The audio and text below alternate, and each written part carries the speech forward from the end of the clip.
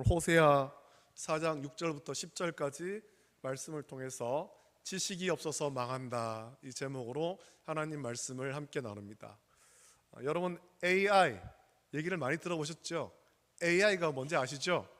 AI, 이게 그 단어의 첫 글자를 딴 건데, Artificial Intelligence, 이거 여기에 첫 글자 A와 두 번째 글자 I, 이거 두 개를 따서 AI라고 부릅니다. 이거를 쉽게 말하면 컴퓨터를 활용한 인공지능, 이것을 AI라고 부르죠. AI가 유명해진 사건이 하나 있습니다. 다른 것도 아니고 우리나라에서 있었습니다. 2016년, 벌써 10년 전이죠. 얼마 안 된 것 같은데 이 일이 아직도 생생한데 벌써 10년 전이에요. 2016년 3월 구글이라고 하는 그 회사의 자회사인 딥마인드사에서 바둑 인공지능 프로그램을 하나 만들었습니다. 알파고라는 인공지능 프로그램을 만들었죠. 그리고 이 알파고와 대한민국 프로 바둑기사 이세돌 구단이 우리나라에서 바둑 대국을 벌였습니다. 총 5번의 대국을 하기로 했죠. 알파고와 이세돌 구단의 대국이 결정되었을 때 이세돌 구단은 알파고를 쉽게 이길 것으로 생각했습니다. 내가 그래도 바둑 구단인데, 세계를 제패한 프로 바둑 기사인데 알파고 내가 이길 수 있다, 그렇게 얘기했습니다. 하지만 총 5번의 대국 가운데 첫 번째 대국을 한 후에 이세돌 구단의 표정이 무척 어두워졌습니다. 끝나고 난 다음에 웃지를 못하는 거예요. 인공지능 알파고는 쉽게 이길 수 있는 상대가 아니었기 때문이죠. 이후 세 번째 대국까지 알파고는 거침없이 이세돌 구단을 이겼고, 이세돌 구단이 이길 희망이 이제 없어질 쯤, 이제 점점 사라질 쯤, 3번이나 졌는데 이제는 이길 수 없다, 그렇게 여길 때쯤 네 번째 대국에서 이세돌 구단이 극적으로 한 번을 이겼습니다. 모두 5번의 대국 중에 네 번째 대국만 이세돌 구단이 이겼고 4번을 알파고가 이겼습니다. 이 대국은 AI의 시대가 되었다라는 선전포고와도 같았습니다. 그때 우리가, 여러분 10년 전입니다만, 그때 그게 뉴스로 굉장히 많이 나왔고 사람들이 얘기를 많이 들었습니다. 알파고가 이세돌 구단을 이기고 난 다음에는 이제 더는 다른 프로 바둑 기사와의 대국이 의미가 없다, 그렇게 여겨서 더는 이제 프로 바둑 기사들하고 대국을 하지 않습니다. 이세돌을 이겼는데 이제는 이게 의미가 없어, 다른 어떤 프로 바둑 기사들하고 대국하는 거 의미가 없다라고 그렇게 얘기했죠.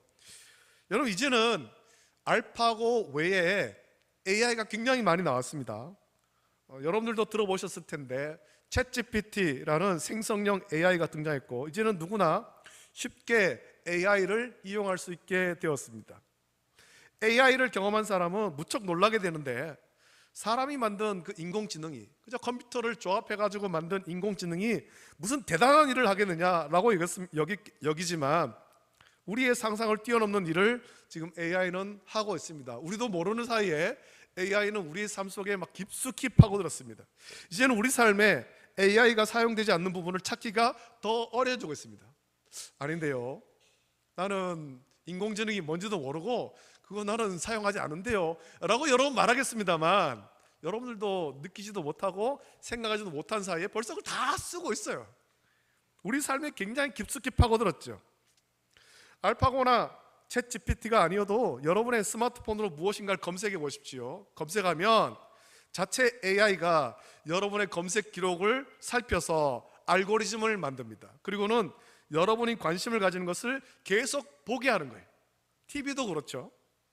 여러분이 즐겨보는 방송이 무엇인지를 기억했다가 그것과 관련된 것을 가장 먼저 보여줍니다. TV를 켜지 않습니까? 그러면 여러분이 관심 가졌던 그것을 제일 먼저 보여주는 거예요.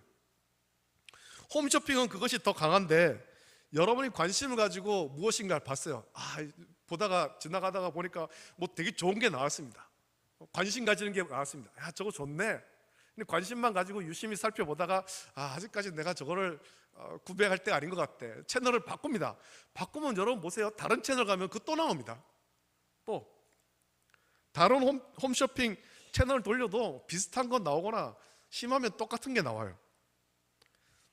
AI는 학생의 학습도 도와주는데 이 챗GPT라는 AI가 등장하면서 미국의 대학생이 과제할 때 직접 도서관 가서 관련 도서와 논문을 찾아서 읽어서 스스로 연구해가지고 하지 않고 챗GPT에 물어보면 순식간에 자료를 다 찾아주고 과제를 해주기도 하는 겁니다. 그래서 대학생들이 학교 과제를 챗GPT로 해가지고 내는 일이 있었다, 그런 뉴스가 나왔습니다. 문명이 발달하고 인터넷이 발달하면서 사람들은 도서관에서 책과 논문을 검색하지 않고 스스로 발로 뛰어서 자료를 찾지 않고 인터넷으로 검색하기 시작했습니다. 여러분 그렇지 않습니까? 우리 손에 쥐고 있는 스마트폰을 가지고 다 검색합니다. 뉴스도 살펴보고 내가 뭔가를 살 때도 스마트폰으로 합니다. 시장에 직접 가기보다 이제 젊은 사람들은 그게 더 그렇죠. 스마트폰으로 다 이렇게 검색을 해서 구매를 하면은 요즘에는 굉장히 빠르잖아요. 지금 구매하면 내일 새벽이 되면 집 앞에 와 있는 거예요. 굉장히 빠릅니다. 굉장히. 이제는 인터넷으로 스마트폰으로 직접 검색할 필요도 없이 챗 GPT와 같은 생성형 AI에 물어보기만 하면 답을 가르쳐줘요.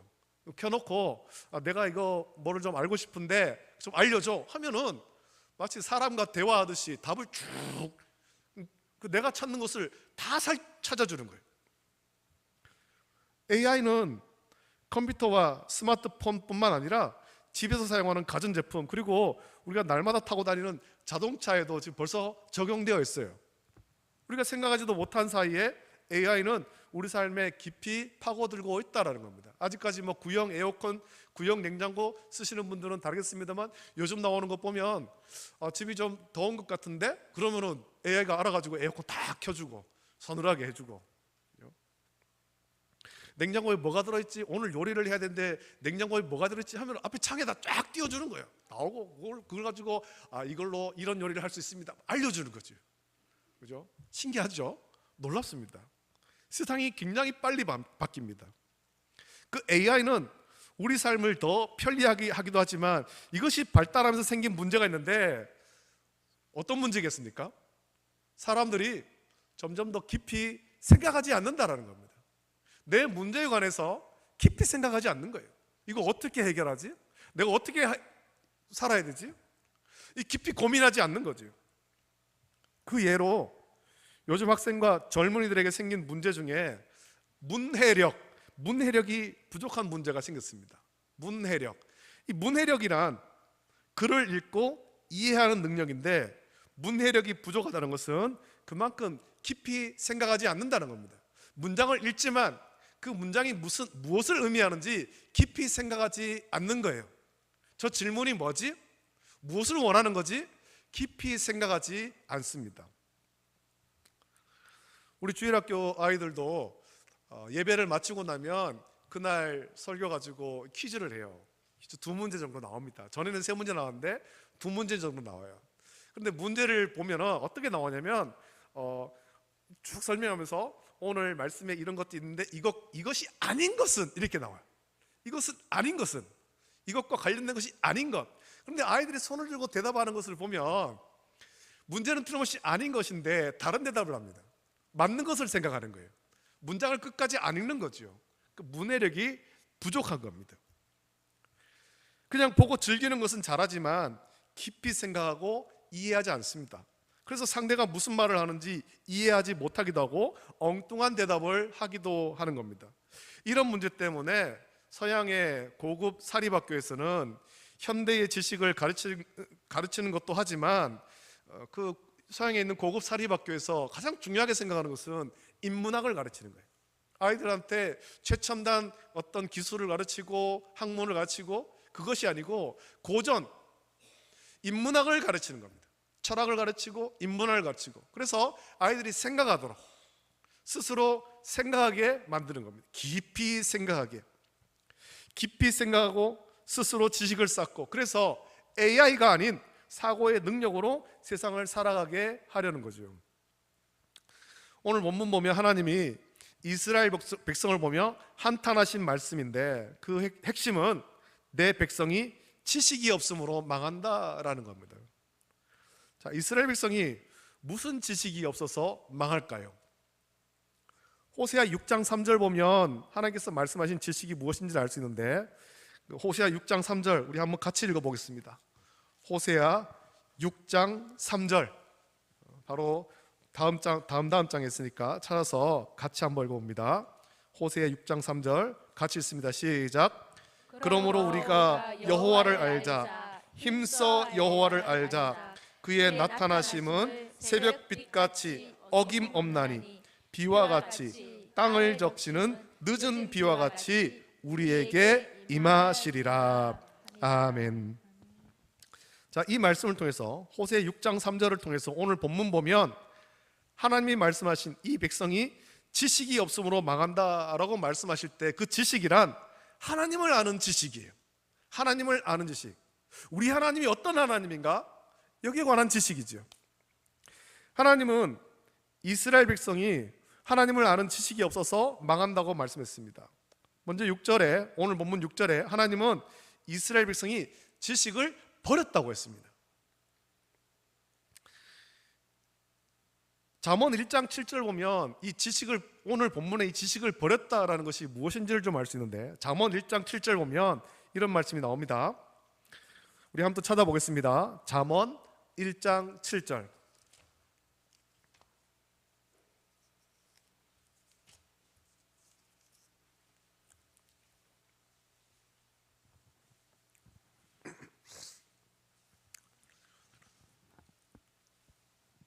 잠언 1장 7절 말씀입니다.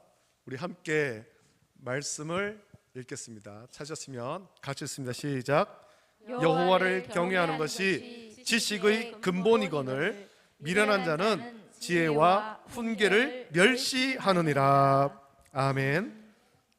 자, 이 잠언 1장 7절의 이 말씀을 통해서 볼 때 이스라엘 백성이 지식을 버렸다라는 말은 하나님 경외하기를 버렸다라는 겁니다. 이스라엘은 스스로 하나님께 택함받은 백성이라고 여기지 않았습니까? 세상 모든 민족 가운데 특별한 민족이다. 하나님께 택함받은 민족이다. 아브라함의 자손으로 하나님의 택하심을 받아서 하나님만 경외하고 그들만 천국에 간다라고 여겼습니다. 하나님을 모르고 하나님을 경외하지 않는 이방 족속은 그들의 나라가 아무리 크고 강해도 그들은 모두 멸망할 존재에 불과하다고 여겼습니다.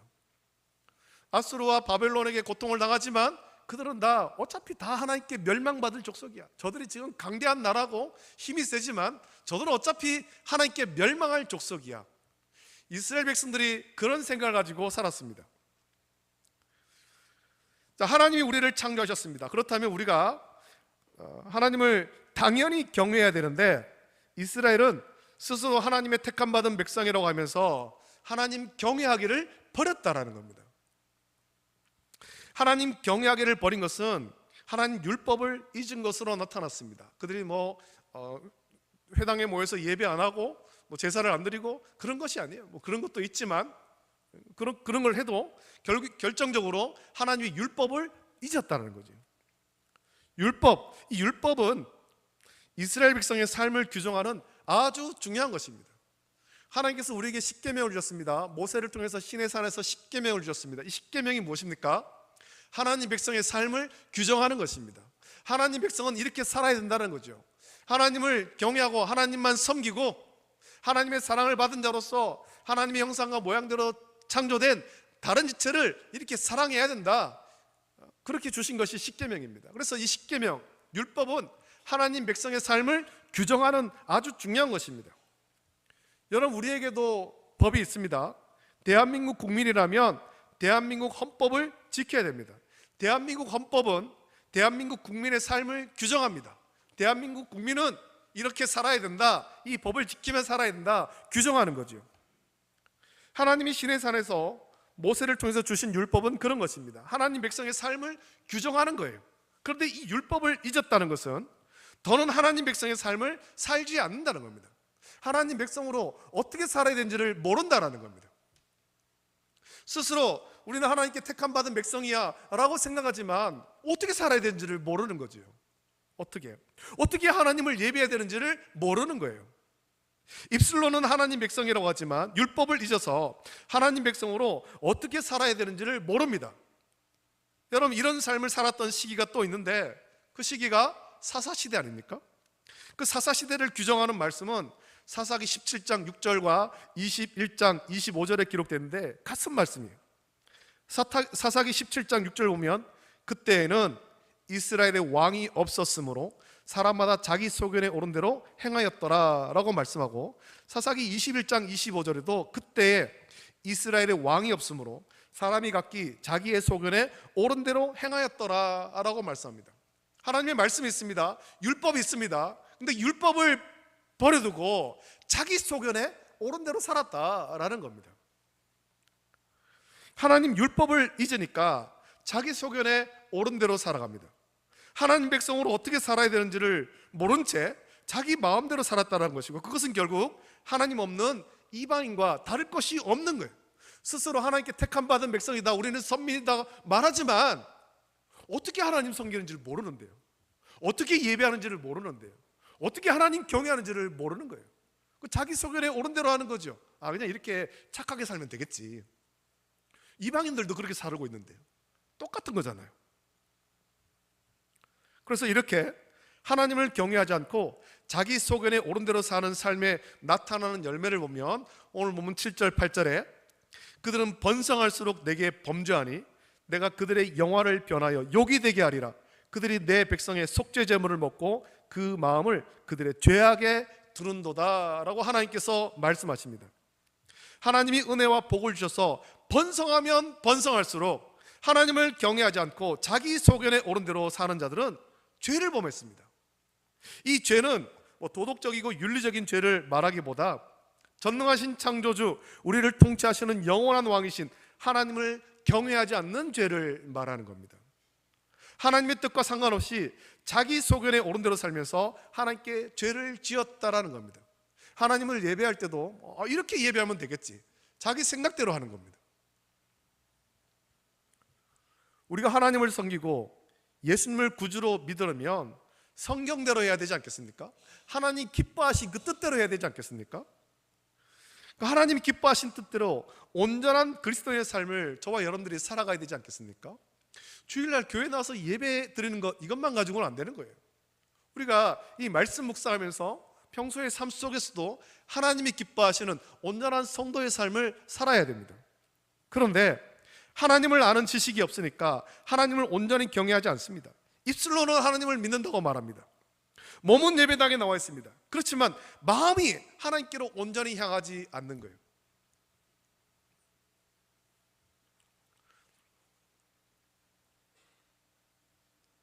선거 때마다, 제가 이런 얘기는 별로 안 하고 싶은데, 선거 때마다 정치인들이 이제 사람들이 많이 있는 곳을 찾아가니까 교회를 와요. 교회를. 우리 교회는 이제 안 옵니다. 근데 큰 교회는 가겠죠. 사람들 많이 모인 그런 교회. 그런 교회를 가면서 거기서 참 그렇게 아주 경건하게 예배 드리는 것처럼 그렇게 합니다.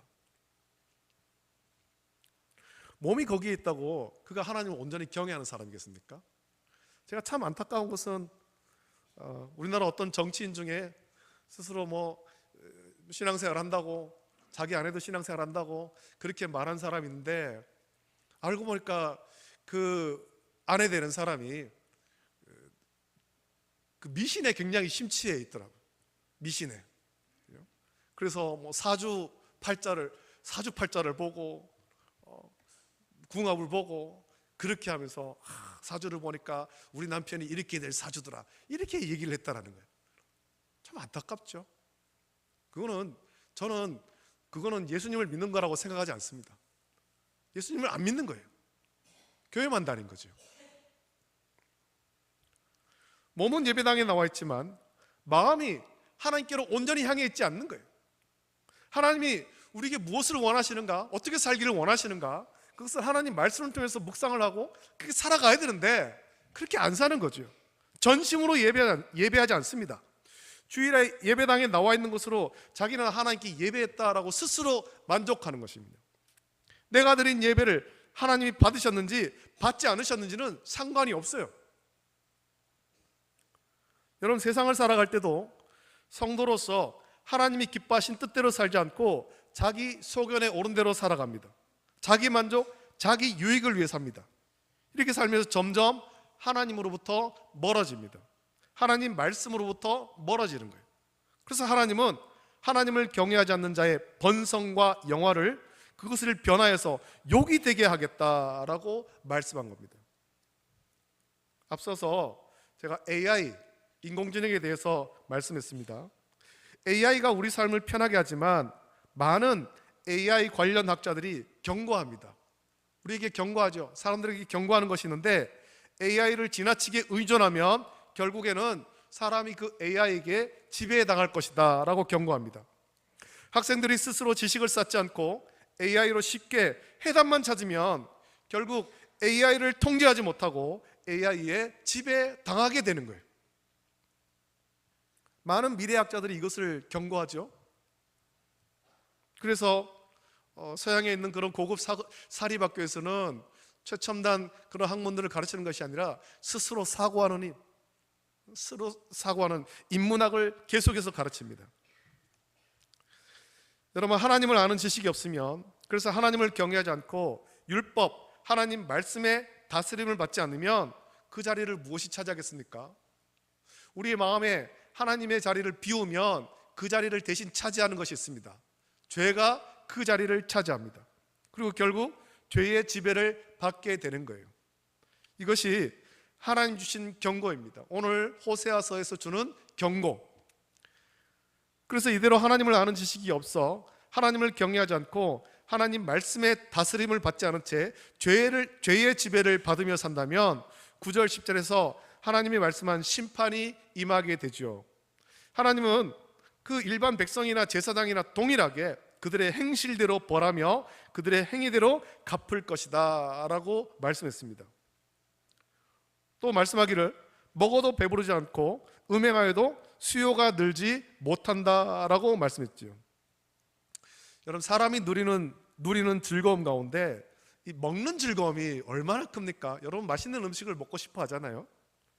가난할 때는, 우리가 힘들고 어려울 때는 정말 살기 위해서 먹었다면 생활의 질이 높아지면서 사람들은 살기 위해서 먹기보다 즐거움을 위해서 먹습니다. 맛집을 찾아다니지 않습니까? 여기 맛있는 데 있더라. 그럼 소문을 내고 그 사람들이 거기 가서 비싼 돈을 내고 맛있는 거 먹으려고 합니다. 그 즐거움이 있으니까. 먹어도 배부르지 않는다라는 것은 삶에 즐거움이 없어진다라는 겁니다. 현대인에게 있는 아주 심각한 질병 중에 하나가 있는데 무기력이라는 질병이 있습니다. 무기력으로 힘들어합니다. 무기력은 어떠한 일을 감당할 수 있는 기운과 힘이 없다, 그럴 때 무기력하다고 말합니다. 현대인이 무기력을 느끼는 것은 정말 어떤 일을 감당할 수 있는 그 기운과 힘이 없어서라기보다는 그 일을 해야 할 이유와 목적을 몰라서, 그래서 즐거움이 없어진 거예요. 내가 그 일을 해서 누릴 수 있는 어떤 즐거움을 못 찾는 거지요. 하루를 무기력하게 시작하는 것은 내가 오늘 하루 살아서 뭐 하겠나? 그 즐거움이 없는 겁니다. 오늘 하루 내 삶에 펼쳐질 그 즐거움, 그걸 기대하지 못하는 거죠. 그래서 무기력하죠. 전도서 1장을 보면 굉장히 무기력한 말씀이 나오지 않습니까? 제가 한번 읽어드릴게요. 솔로몬이 이렇게 고백합니다. 다윗의 아들 예루살렘 왕 전도자의 말씀이라. 전도자가 이르되 헛되고 헛되며 헛되고 헛되니 모든 것이 헛되도다. 해 아래에서 수고하는 모든 수고가 사람에게 무엇이 유익한가? 한 세대는 가고 한 세대는 오되 땅은 영원히 있도다. 해는 뜨고 해는 지되 그 떴던 곳으로 빨리 돌아가고 바람은 남으로 불다가 북으로 돌아가며 이리 돌며 저리 돌아 바람은 그 불던 곳으로 돌아가고 모든 강물은 다 바다로 흐르되 바다를 채우지 못하며 강물은 어느 곳으로 흐르든지 그리로 연하여 흐르느니라. 모든 만물이 피곤하다는 것을 사람이 말로 다 말할 수 없나니 눈은 보아도 족함이 없고 귀는 들어도 가득 차지 아니하도다. 이미 있던 것이 후에 다시 있겠고 이미 한 일을 후에 다시 할지라. 해 아래에는 새 것이 없나니 무엇을 가리켜 이르기를 보라 이것이 새 것이라 할 것이 있으랴. 우리가 있기 오래전 세대들에도 이미 있었느니라. 이전 세대들이 기억됨이 없으니 장래 세대도 그 후 세대들과 함께 기억됨이 없으리라 라고 솔로몬이 말합니다. 여러분, 이 전도서 1장 말씀 읽으면 이 말씀 무기력의 극치를 보여주고 있지 않습니까? 무기력의 극치. 세상이 온갖 부귀와 영화를 누리고 누구도 가지지 못한 지혜를 가져서 세상의 모든 이치를 깨달았지만 이 모든 것이 헛되고 헛되며 헛되고 헛되다. 무기력함을 호소하는 거예요. 내가 아침에 일어나가지고 뭘 해본들 뭘 하겠냐? 맛있는 거 먹어본들 뭐 하겠느냐? 새거 해본들 뭐 하겠느냐? 이전에 이미 다 있었던 건데. 무기력하죠. 여러분, 이 무기력은 결국 하나님을 경외하는 지식이 없어서 하나님 말씀의 다스림을 받지 않아서 나타나는 형벌입니다. 하나님의 형벌. 그래서 솔로몬은 전도서를 마치면서 이렇게 말합니다.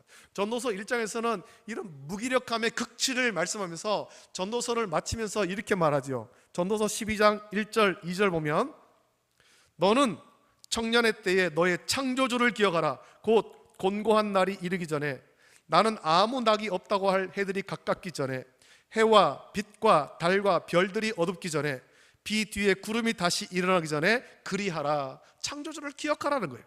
그리고 전도서 12장 13절 14절에 이렇게 말하지 않습니까? 일의 결국을 다 들었으니 하나님을 경외하고 그의 명령들을 지킬지어다. 이것이 모든 사람의 본분이니라. 하나님은 모든 행위와 모든 은밀한 일을 선악간에 심판하시리라 라고 솔로몬이 결론으로 말합니다. 내가 인생의 모든 것을 누려보고 해보고 이거 다 해봤지만 무기력하더라. 우리가 정말 즐거운 인생을 살려면 하나님을 경외해야 된다라고 말하고 있는 겁니다. 여러분, 우리가 정말 행복하게 사는 것은 하나님을 아는 지식을 갖는 것입니다. 우리 하나님이 어떤 하나님인가? 여러분, 그 지식을 갖는 거예요. 내가 믿는 하나님, 나의 삶 속에 역사하신 하나님, 그 하나님이 어떤 하나님인가? 나에게 어떤 은혜를 베풀어 주셨는가? 그것을 알고 고백할 수 있어야 됩니다.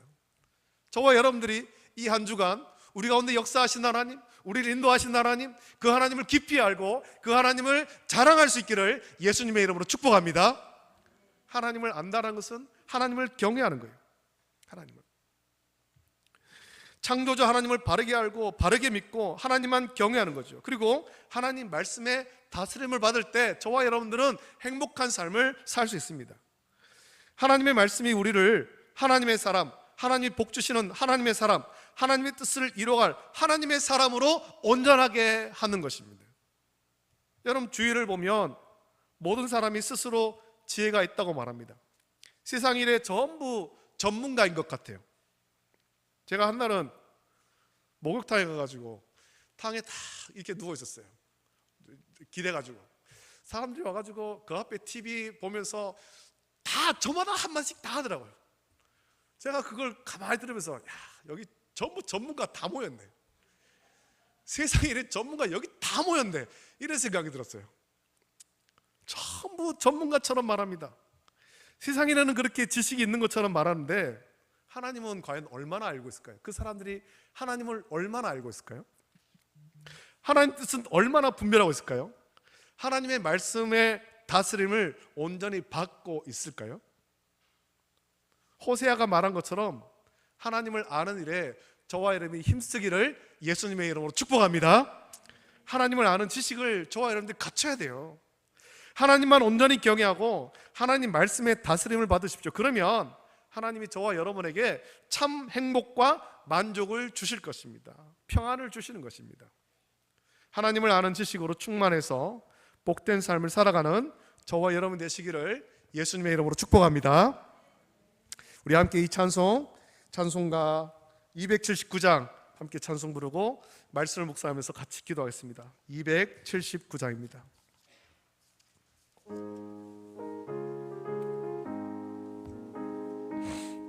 우리 주님께로 더 가까이 나가길 원합니다. 인내하신 구세주여 내가 비오니 죄인 오라실 때에 날 부르소서. 주여 주여